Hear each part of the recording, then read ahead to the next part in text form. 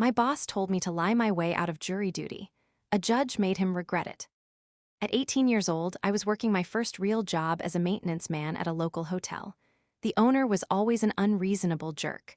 When I got called for jury duty, I picked a week and let my boss know ahead of time.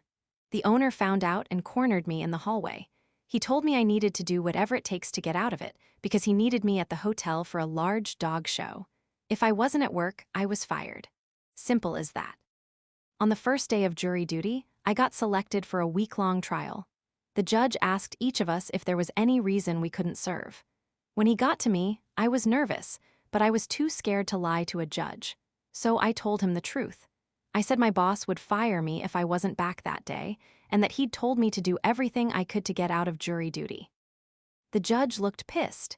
He had me approach the bench, asked for the owner's name and the hotel's location, then handed a paper to the court officer. About an hour later, the officer came back with the owner.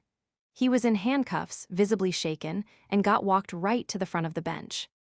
The judge questioned him, then laid out exactly how this was going to go. I would serve on the jury for as long as needed. I was not to face any retaliation. And if I got fired or disciplined in any way, the owner would be held in contempt of court and could spend time behind bars. The clerk would be checking on me regularly to make sure of it. The judge made him apologize to me right there, in open court. I served the full week, went back to work, and never faced a single problem. I got paid for my jury time, and I was told to call the judge's clerk directly if anything ever went sideways. I was pretty much bulletproof after that, right up until I'd saved enough money to go back to school.